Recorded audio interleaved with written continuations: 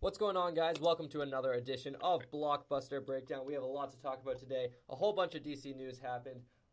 Extremely Wicked, Shockingly Evil, and Vile, the Ted Bundy movie, has a trailer. And we also have Oscar Isaac cast in the Dune remake. Stick around. We will be right back.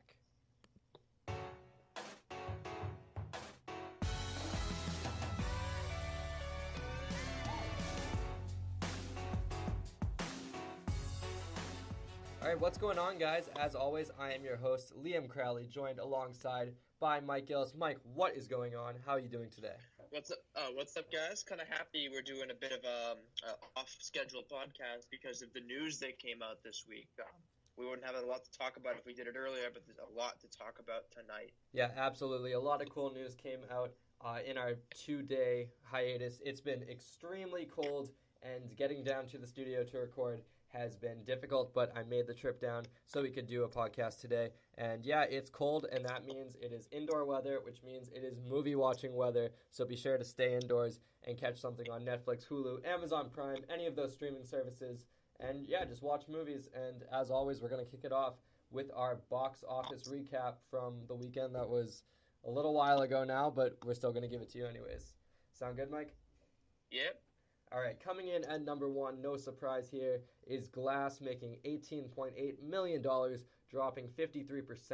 Coming in at number two is The Upside, making another $11.9 million. Mike, do we still have you there? Yes, I got some bad connection here in Newport. As I said, it's cold and it's windy, so Yeah. I think... No worries. As long as we can get you on air, we should be good. Like I said, coming in at number two was The Upside, $11.9 million, dropping 20%. Coming in at number three, staying strong, is Aquaman, making $7.2 million, dropping 28%. Coming in at number four in its debut weekend, The Kid Who Would Be King, making only $7.1 million. And rounding out the top five is Spider-Man Into the Spider-Verse, making $6.1 million, dropping 19.3% in what I believe is its fifth weekend now. Mike, after I just read you the top five, if you caught all of it, we did lose connection for a second. What stands out? What are you surprised by? All right, I'll say it again, as I said it last week. It's January, so it's no movie month. So it makes no surprise that Aquaman is still holding strong in this top five as number three. Same thing with Spider-Man as number five. I saw trailers for that Kid Who Would Be King. It looks like a direct-to-video movie.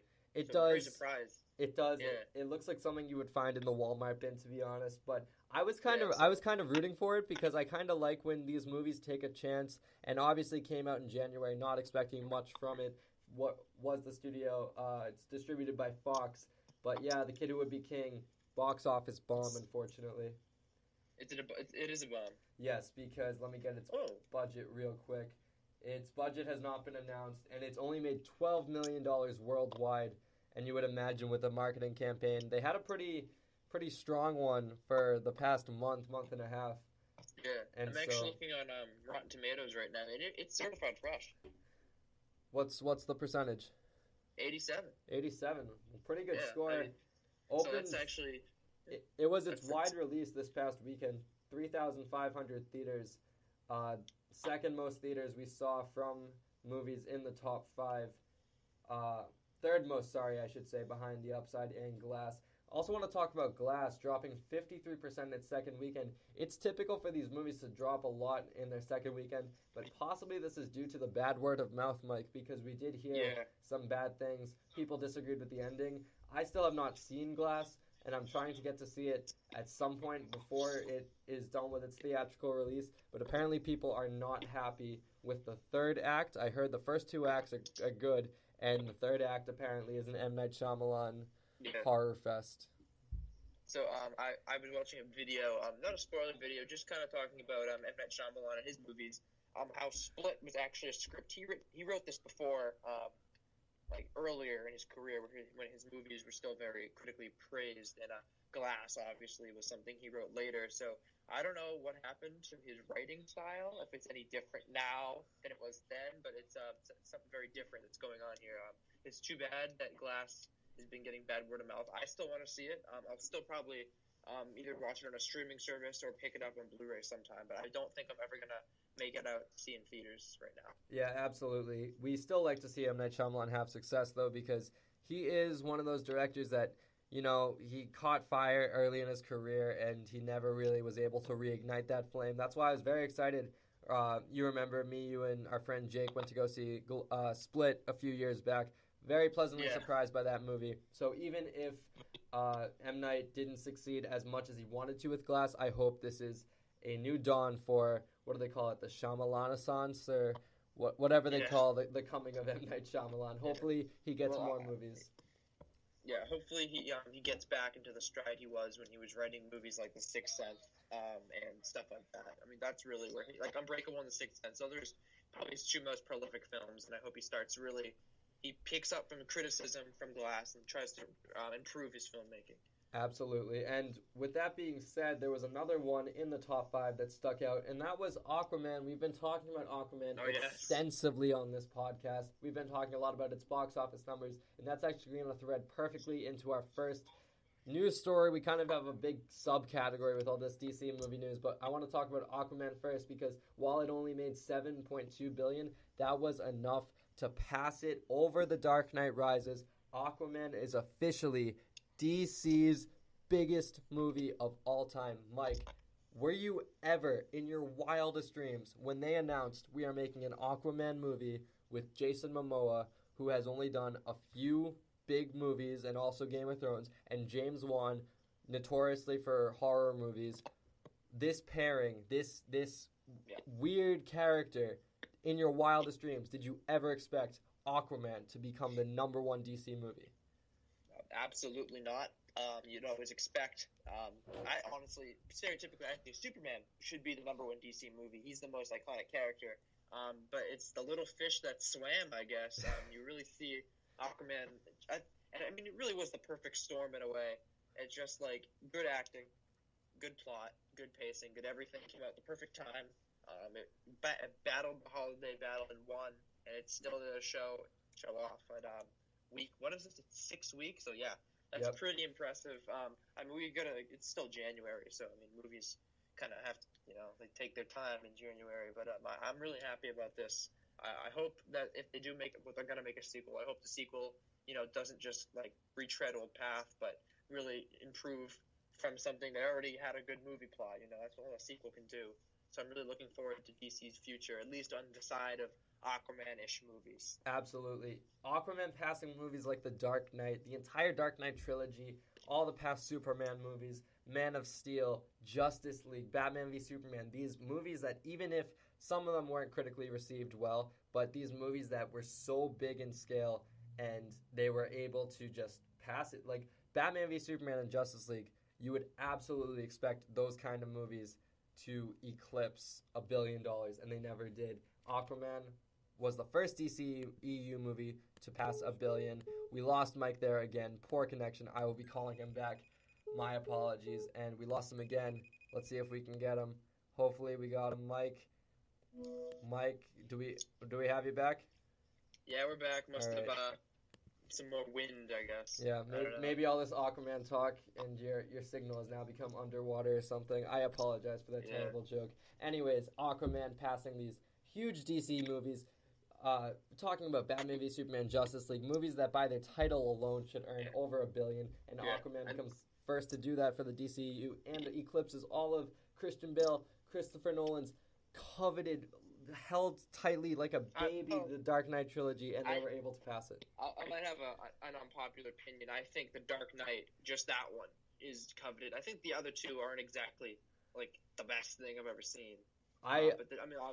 Personally, I really adore The Dark Knight Rises because I do enjoy the plot, and I also just love Tom Hardy's Bane. I think he's one of the best villains. I do definitely think The Dark Knight is kind of more like prolific than the other two. When I think of that trilogy, what do you think about Heath Ledger's Joker? That's true. I mean, I actually rewatched The Dark Knight. It was either yesterday or 2 days ago because it's on Netflix. And Heath Ledger's Joker, oh my God. Some of the scenes I completely forgot about when he's talking to Rachel Dawes and good evening, ladies and gentlemen. He is just magnificent in that role. All right, well, we don't want to Definitely stay is. on Aquaman box office too long because we have talked about it extensively in the past few weeks. We want to move Yeah. on to our first big DC news story that has come out, and that is the Birds of Prey teaser, but I'm really going to call it an announcement trailer because it really didn't tease much except some of the characters. Yeah. And I'm going to read a little spill here And some from of the actors. Yeah. I'm going to read a little spill here from IGN. All right, this comes from IGN, and it goes, DC fans just got their first glimpse of the upcoming Birds of Prey movie thanks to a short teaser trailer. The tease doesn't shed much or any light on the plot of the film, but does offer us a quick glimpse at all the major players. Just going to scroll down here. We got Harley Quinn, played by Margot Robbie. We have Huntress, played by Mary Elizabeth Winstead. You might recognize her from 13 Cloverfield Lane. Black Canary, played by Journey Smollett-Bell. Cassandra Cain, played by Ella J. Basco. Renee Montoya, played by Rosie Perez. Black Mask, Ewan McGregor. And Mr. Zaz, played by Chris Messina. So, Mike, after I just gave you a whole bunch of information, even though we saw a whole lot of nothing in that trailer, what are your thoughts? Well, this should be good, right? I mean, we have some amazing characters. The Birds of Prey, very, very cool comic book series. I've read a couple of them, but I don't know. For some reason, it's shaking me the wrong way after watching that little teaser. I don't know. Don't you agree? It kind of looks like it looks like the lighting at least looks like a soap opera almost. I don't know. I don't want to be too quick to judge it because when I say it was an announcement trailer. It was 30 seconds. It came about an hour or two after Margot Robbie posted a picture of her as Harley Quinn, and I feel like because that got a lot of people talking, they might have just pulled the trigger on this. They could have been saving this for later, but they decided why not? People are already talking. Mary Elizabeth Winstead, I'm excited for as Huntress. I think Huntress is a very underrated character, and Mary Elizabeth Winstead is a great actress. She was in 13 Cloverfield Lane, and also one of my favorite guilty pleasure / not so guilty pleasure movies, Sky High. She was the villain in that. I really enjoy Mary Elizabeth Winstead as an actress. Hopefully she brings that pizzazz to the role of the Huntress. Black Canary doesn't really look like Black Canary that I'm used to because we saw a lot of her on the TV show Arrow. And then Black Mask, Ewan McGregor. I like the casting, but I want to see him don what we saw him wear in, which Arkham game was it? Arkham Knight maybe?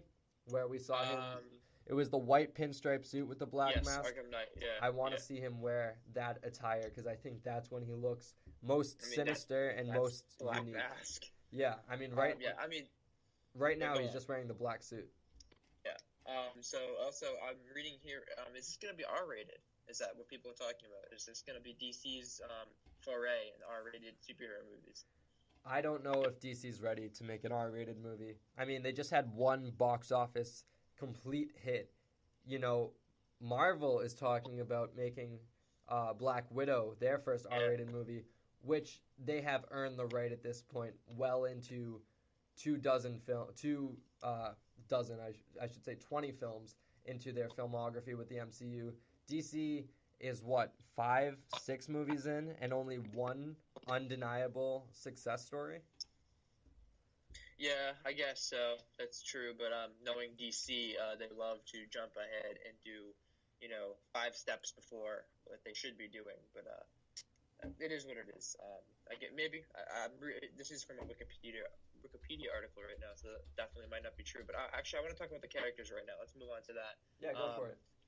Victor Zsasz is actually a really cool character. Looking forward to see what they're going to do with him. I mean, the picture, I don't think it showed any scars on him, did it? No, the picture I saw was pretty. He had a pretty clean face for the most part. Yeah, that's maybe he's not fully crazy yet, but what he does in the books, every time he kills someone, he puts it on his arm and tally marks. So, I mean, they have some good characters here. But let's hope they don't throw them away like they did in the first Suicide Squad movie. Obviously, Margot Robbie as Harley Quinn was pretty much the only really critically acclaimed part of that movie, would you say? The only one where people were like, oh, she did a good job. I also really enjoyed Captain Boomerang, played by Jai Courtney, but he's not getting his own movie anytime soon. I don't think they're going to make it. But, yeah, definitely. They also have a new Halloween costume for everyone, the new Harley Quinn Halloween costume with her confetti arms, as we know how popular that was for like how many Halloweens in a row. Yeah, just that's going to be on college campuses everywhere coming 2020. Yeah, people who don't even know who Harley Quinn is. Yeah. This movie comes out February 7th, 2020, and it stars Margot